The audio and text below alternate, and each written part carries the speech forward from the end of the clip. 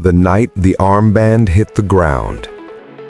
On a tense World Cup qualifying night in March 2021, Portugal traveled to Belgrade knowing that every point carried weight in a campaign shortened by pressure and expectation. Cristiano Ronaldo wore the captain's armband with the same intensity he had carried for more than a decade, understanding that qualification is never secured by reputation alone, but by decisive moments earned under stress. The match against Serbia unfolded with volatility, as Portugal initially controlled possession before defensive lapses allowed the home side to recover and equalize, forcing the contest into a dramatic conclusion that would soon ignite global debate. As the clock approached stoppage time, Ronaldo positioned himself aggressively inside the penalty area, reading the final attacking sequence with instinct sharpened by experience. When the ball fell kindly to him near the edge of the box, he struck it cleanly, sending it past the advancing goalkeeper and toward the open net. Serbian defender Stefan Mitrovic sprinted desperately and managed to clear the ball, yet television replays would later show what the human eye in real time could not fully confirm. The ball had crossed the line. In that fraction of a second, before VAR technology could intervene, the assistant referee kept his flag down and play continued, denying Portugal what appeared to be a decisive winner. Ronaldo immediately turned toward the officials, his arms extended, not in theatrical protest, but in urgent disbelief, because from his angle, the goal felt undeniable. The absence of goal line technology in that match would soon become central to controversy. But in the moment, what mattered most was the silence of the whistle. With seconds remaining, Portugal were deprived not merely of a goal, but of two crucial points in a campaign defined by narrow margins. The stadium noise blended confusion with relief, and the Portuguese captain found himself confronting an injustice that felt both personal and collective. As the final whistle echoed through the stadium, Ronaldo's frustration intensified because footballers accept defeat when outplayed, yet struggle profoundly when denied by circumstances beyond competitive fairness. He approached the referee with visible agitation, attempting to articulate what millions watching from home were already replaying repeatedly on their screens. The conversation, however, yielded no reversal, since without technological confirmation, the officials maintained their decision, leaving Portugal with a 2-2 draw that carried the bitterness of lost opportunity. In that moment that would define headlines across the world, Ronaldo removed the captain's armband from his arm and threw it to the ground near the touchline before walking toward the tunnel. The gesture was not calculated for spectacle, nor was it directed at teammates, but rather an emotional release born from perceived injustice. For a player who had long represented discipline and leadership, the act shocked observers because it revealed vulnerability rarely displayed so openly. Critics questioned whether a captain should express anger so visibly, while supporters argued that passion and responsibility are inseparable when national pride is at stake.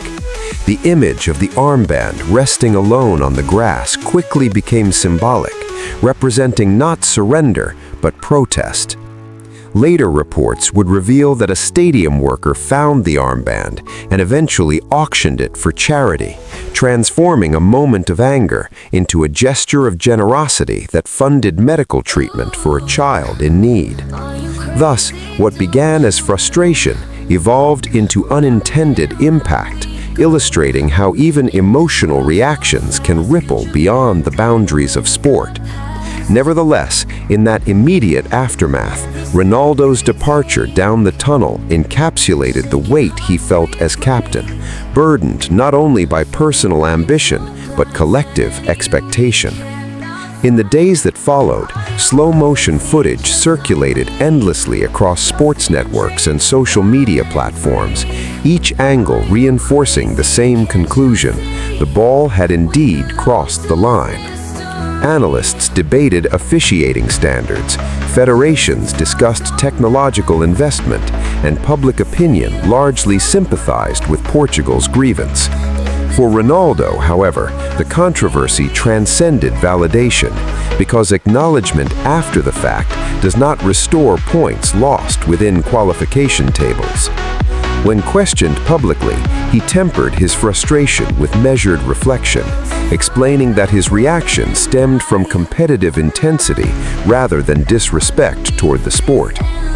He emphasized that football demands fairness, especially at international level, where qualification shapes the destiny of entire generations of players. The Portuguese Football Federation formally protested the decision, while FIFA later appointed different officiating teams for subsequent fixtures, acknowledging indirectly that errors had consequences beyond 90 minutes. Within the dressing room, Ronaldo reportedly addressed teammates not with anger, but with resolve, urging them to respond through performance rather than complaint. His leadership shifted from emotional expression to motivational reinforcement, transforming disappointment into determination. In this sense, the armband symbolized a turning point rather than a fracture, because Portugal would ultimately secure qualification for the 2022 World Cup through playoff victories forged under renewed focus. The incident remained controversial, yet it also underscored how quickly elite athletes must transition from outrage to preparation. Years later, the image of Cristiano Ronaldo casting his captain's armband onto the pitch remains one of the most debated visuals of his international career, not because it diminished his leadership, but because it revealed the human dimension beneath relentless excellence.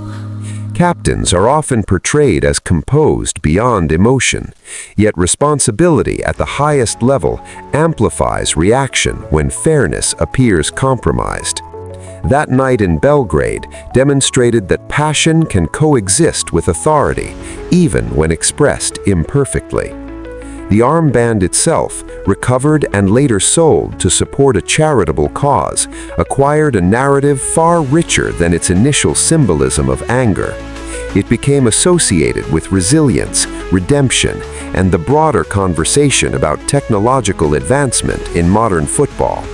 In subsequent qualifiers and tournaments, Portugal competed with improved officiating standards, partly influenced by controversies such as this one.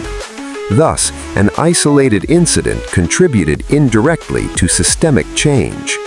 For Ronaldo, the episode reinforced a defining characteristic of his career: intensity that refuses indifference. He has celebrated goals with theatrical joy and endured defeats with visible pain, yet in every context his reactions stem from investment rather than apathy. Throwing the armband was not abandonment of duty, but an eruption of competitive conviction from a captain unwilling to accept silent injustice. Ultimately, Portugal advanced, and the controversy faded into historical archive, yet the lesson endured.